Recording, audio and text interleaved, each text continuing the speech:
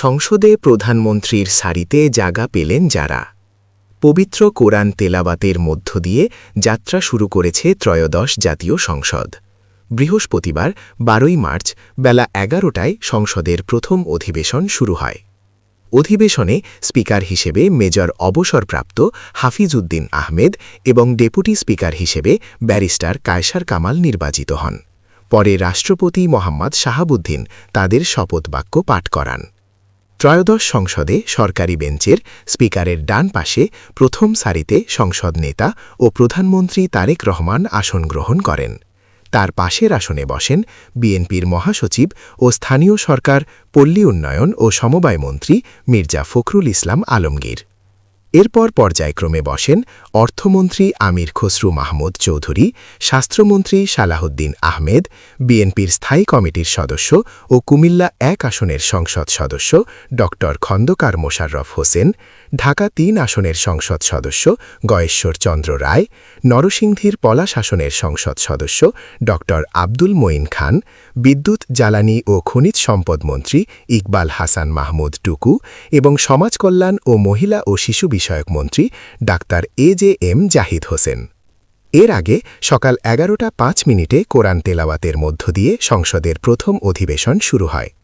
২৪-এর গণ-অভ্যুত্থানের পর দ্বাদশ সংসদের স্পিকার শিরিন শারমিন চৌধুরী ও ডেপুটি স্পিকার শামসুল হক টুকুর অনুপস্থিতিতে প্রবীণ সংসদ সদস্য খন্দকার মোশাররফ হোসেন এই অধিবেশনে সভাপতিত্ব করেন।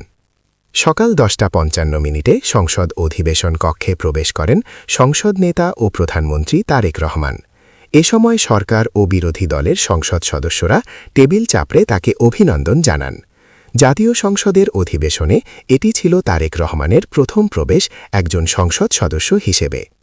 অধিবেশন শুরুতে সংসদ সচিবালয়ের সচিব কানিজ মাওলা কার্যক্রমের সূচনা করেন। এ সময় স্পিকারের চেয়ার ফাঁকা থাকায় প্রথম অধিবেশন উপলক্ষে স্পিকারের আসনের পাশে রাষ্ট্রপতির চেয়ার রাখা হয়। পরে সংসদ নেতা তারেক রহমান অধিবেশন পরিচালনার জন্য একজন সদস্য নির্বাচনের প্রস্তাব দেন। তিনি প্রবীণ সদস্য খন্দকার মোশাররফ হোসেনের নাম প্রস্তাব করলে সরকারি দলের পক্ষ থেকে সমর্থন জানান বিএনপি মহাসচিব মির্জা ফখরুল ইসলাম আলমগীর। বিরোধী দলের উপনেতা জামায়াতের নায়েবে আমির সৈয়দ আবদুল্লাহ মোহাম্মদ তাহেরও প্রস্তাবটি সমর্থন করেন। সংসদ সদস্যরা টেবিল চাপড়ে সম্মতি দিলে খন্দকার মোশাররফ হোসেন স্পিকারের আসনে গিয়ে অধিবেশনের সভাপতিত্ব গ্রহণ করেন।